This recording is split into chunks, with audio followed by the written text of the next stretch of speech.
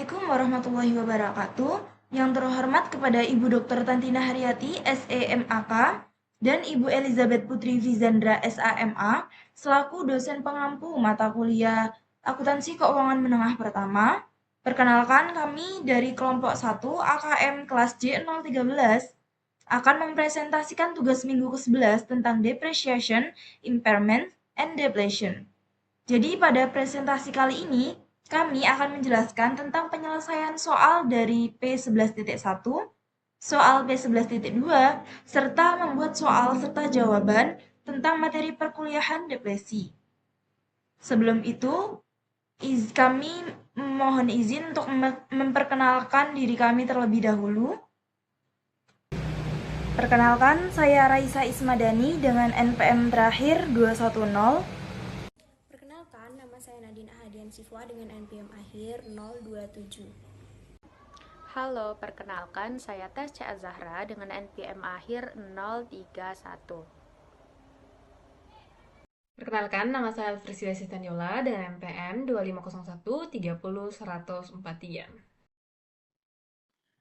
Perkenalkan, nama saya Natalia Rahayu Putri Kristiani dengan NPM akhir 075. Perkenalkan, saya Felicia Sagira Putri dengan NPM akhir 189.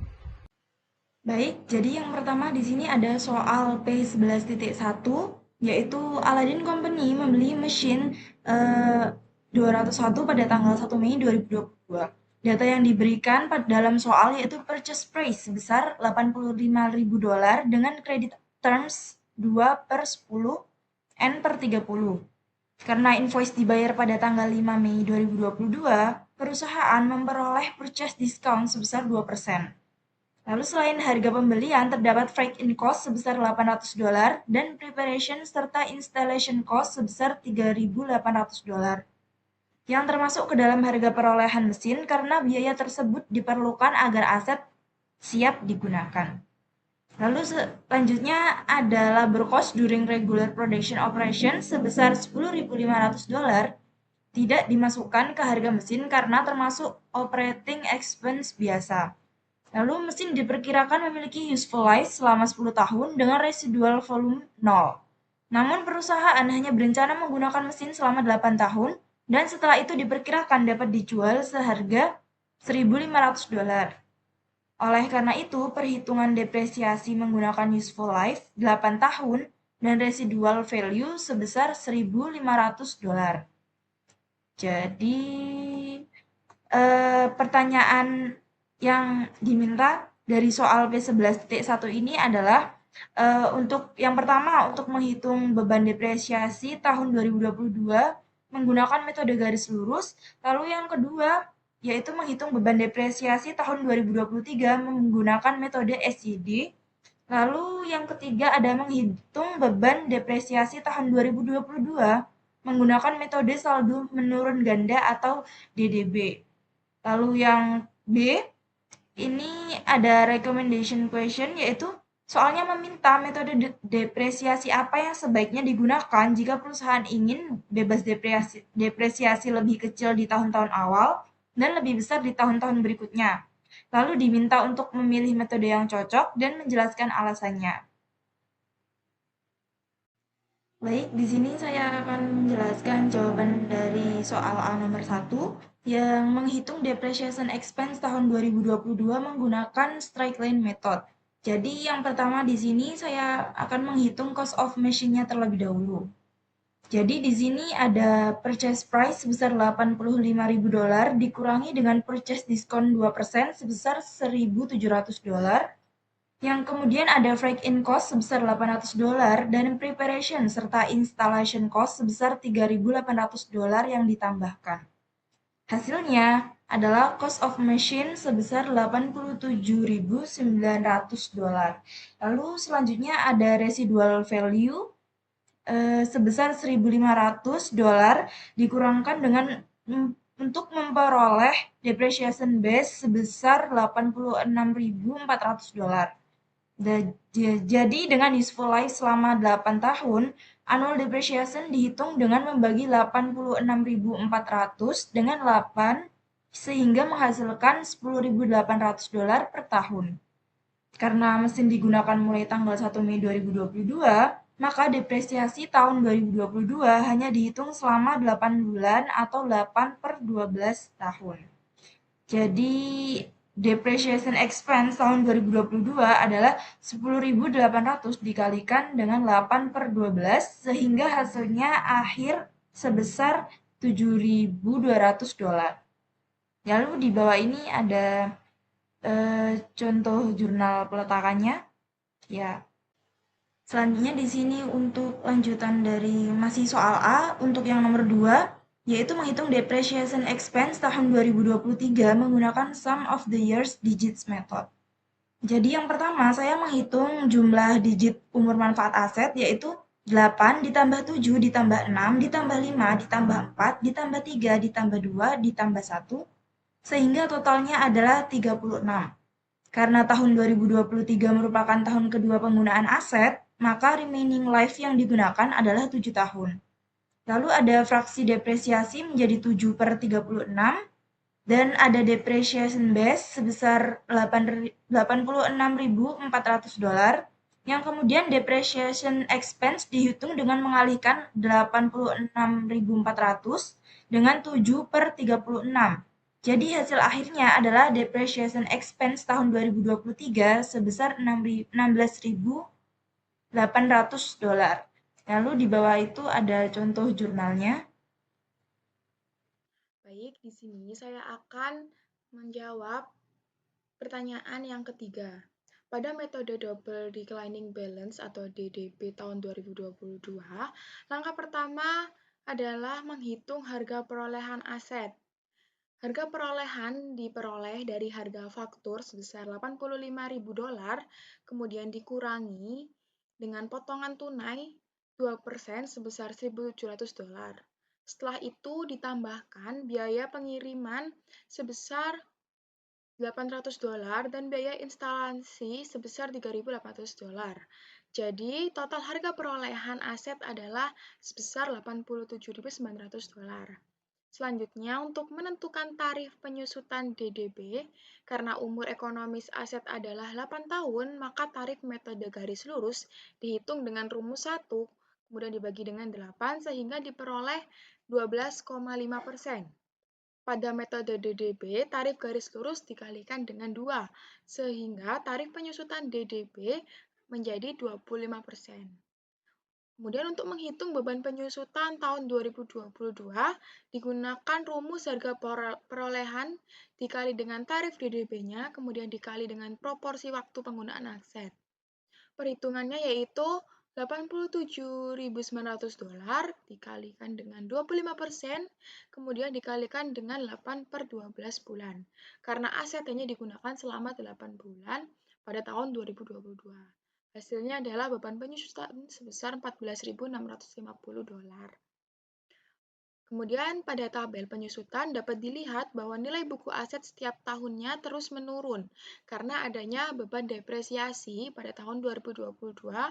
Nilai buku awal sebesar $87.900 dengan tarif DDB-nya 25%. Diperoleh depresiasi tahunan sebesar $21.975. Karena aset hanya digunakan selama 8 bulan, maka dikalikan dengan 8 per 12, sehingga beban depresiasi tahun 2022 menjadi $14.650. Kemudian pada tahun 2030, nilai buku awal aset adalah sebesar $9.777.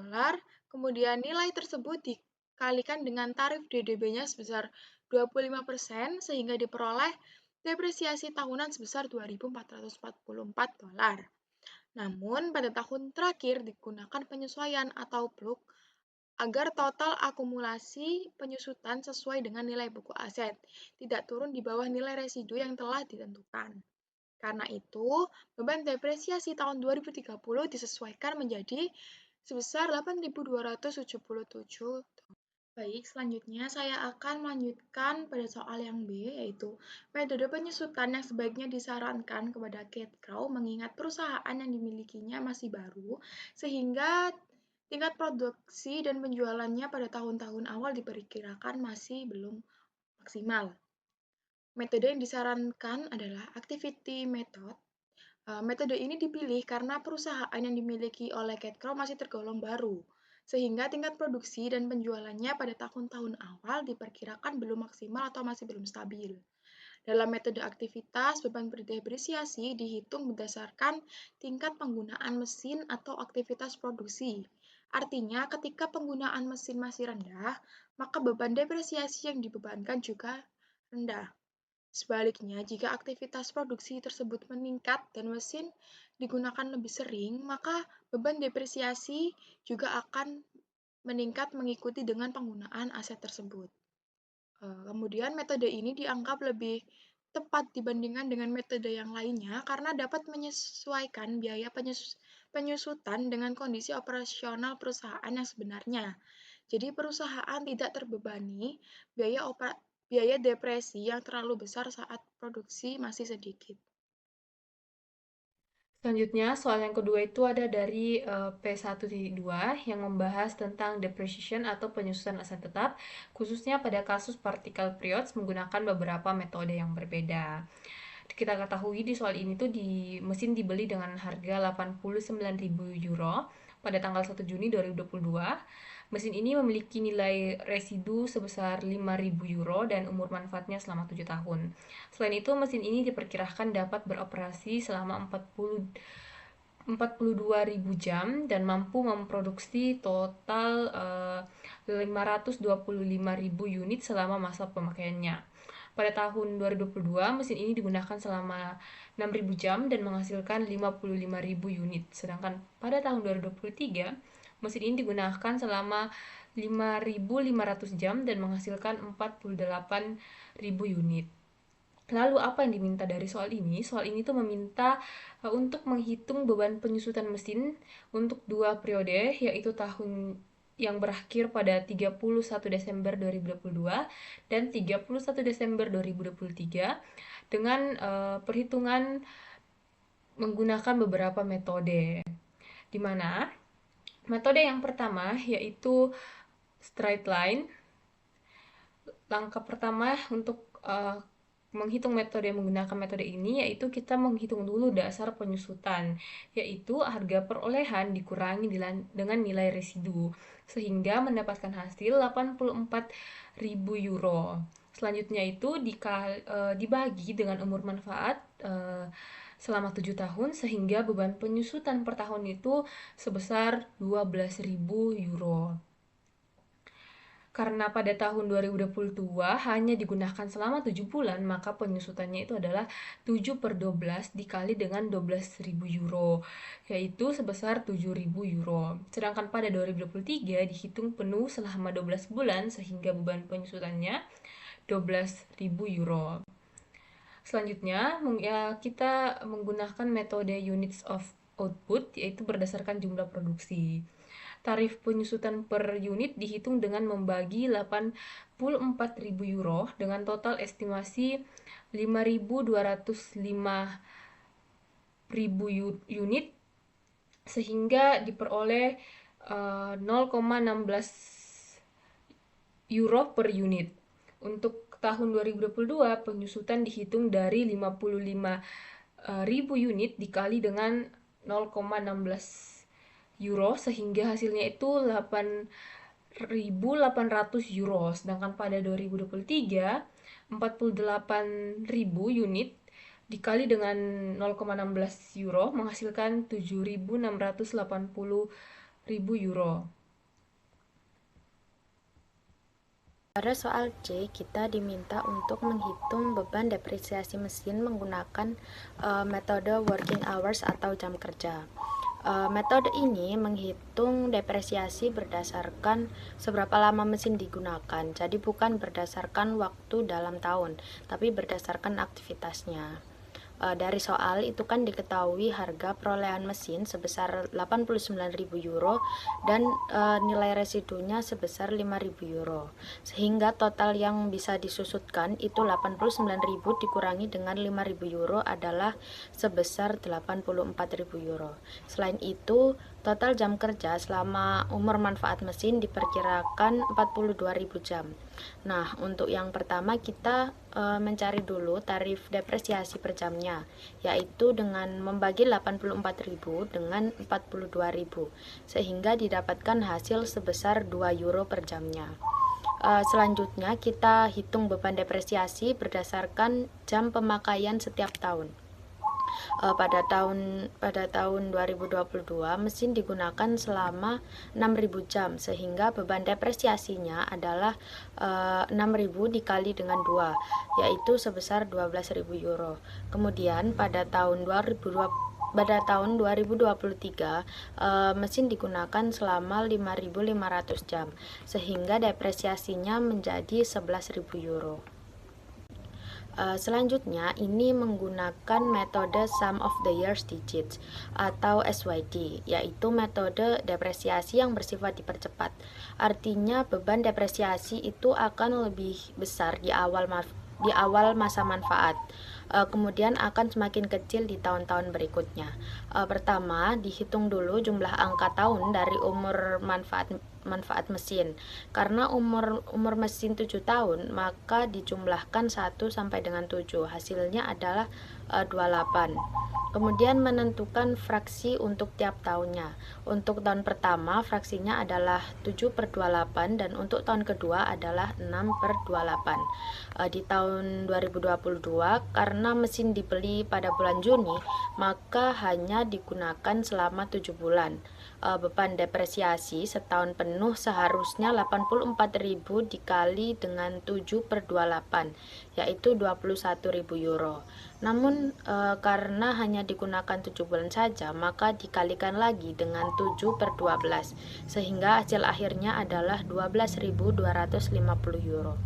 Lalu untuk tahun 2023-nya perhitungannya itu sedikit berbeda karena ada 2 bagian. Yang pertama, sisa dari tahun pertama selama 5 bulan yaitu 21.000 dikali 5/12, hasilnya 8.750 euro. Lalu yang kedua, bagian dari tahun kedua selama 7 bulan yaitu 84.000 dikali 6/28, lalu dikali dengan 7/12, hasilnya 10.500 euro. Jika dijumlahkan, total depresiasi tahun 2023 adalah 19.250 euro. Nah, di sini saya akan membahas soal tes 11.2 bagian E, yaitu metode declining balance menggunakan tarif 2 kali metode garis lurus.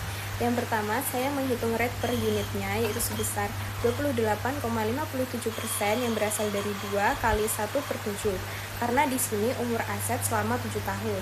Metode ini menghitung penyusutan berdasarkan nilai buku awal tiap periode, bukan dari harga perolehan.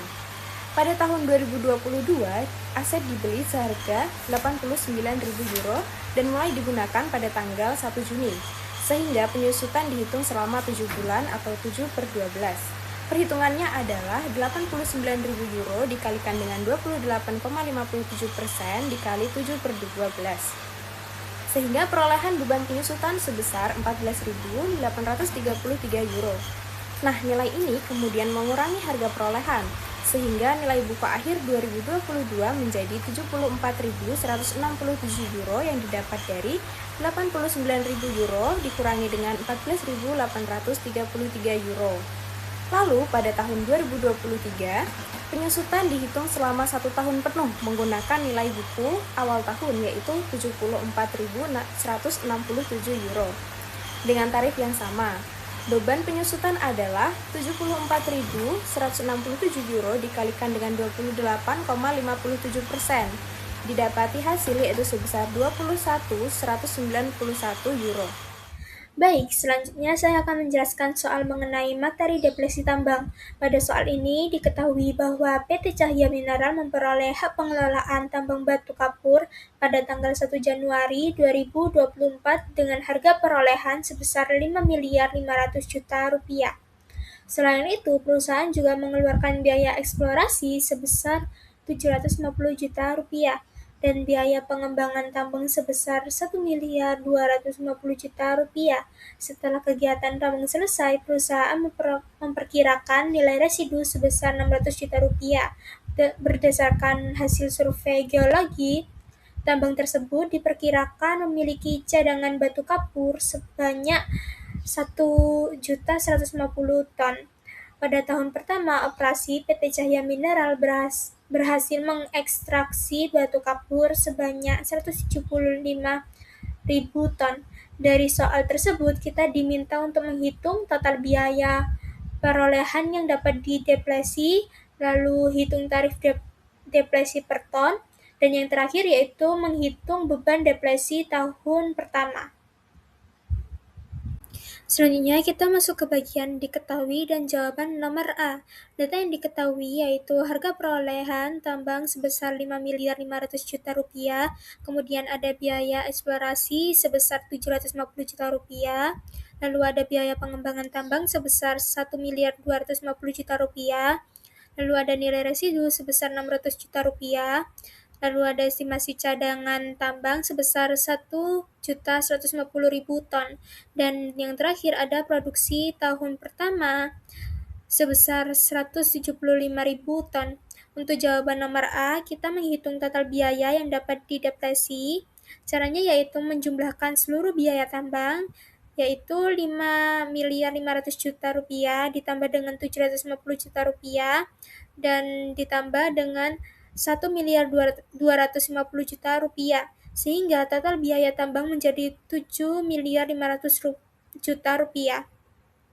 Kemudian dikurangi dengan nilai residu sebesar 600 juta rupiah, jadi biaya yang dapat dideplesi adalah 6.900 juta rupiah.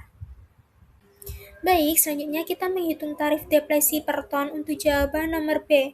Rumusnya yaitu biaya yang dapat dideplesi dibagi estimasi cadangan tambang, yaitu 6.900 juta rupiah dibagi dengan 1.150.000 ton, sehingga diperoleh tarif deplesi sebesar Rp6.000 per ton. Lalu untuk jawaban nomor C, kita menghitung beban deplesi tahun pertama.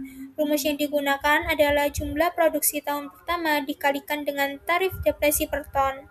Jadi 175.000 ton dikalikan dengan Rp6.000 menghasilkan beban deplesi tahun pertama sebesar 1.050.000.000 rupiah. Baik, mungkin itu saja penjelasan dari kelompok kami mengenai materi deplesi. Terima kasih telah menyimak presentasi kami. Semoga penjelasan yang disampaikan dapat dipahami dengan baik. Mohon maaf apabila ada kesalahan dalam penyampaian. Wassalamualaikum warahmatullahi wabarakatuh.